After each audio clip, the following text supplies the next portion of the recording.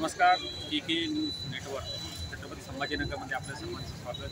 आज आपण बघू शकता की आता मध्यमध्ये जे आपले उमेदवार आलेले आहेत माननीय प्रतिनिधी देशवर साहेब, त्यांचे समर्थक आपल्यासोबत आहे। दादा नमस्कार। नमस्कार। काय वाटतं आपल्याला? चांगलं आहे, आले चांगलं वाटतंय। चांगलं वाटतं, आनंद आहे। हो, खूप खूप आनंद आहे। जयस्वाल साहेब निवडून आल्याबद्दल आम्हाला खूप आनंद वाटतो।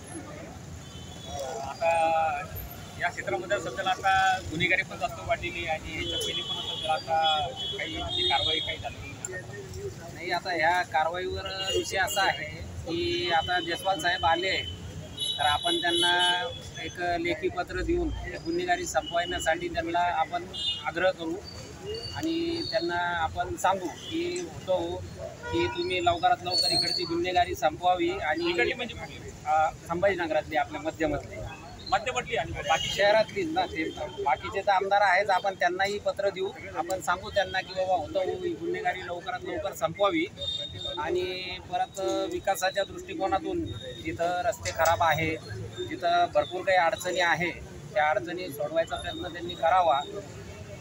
आणि बस एवढं काय माणसाचे काय असतं की बाबा गुन्हेगारी संपवावी आणि रस्ते पाण्याचा प्रश्न सुटावा, या सगळ्या गोष्टींसाठी आपण पत्र देऊ।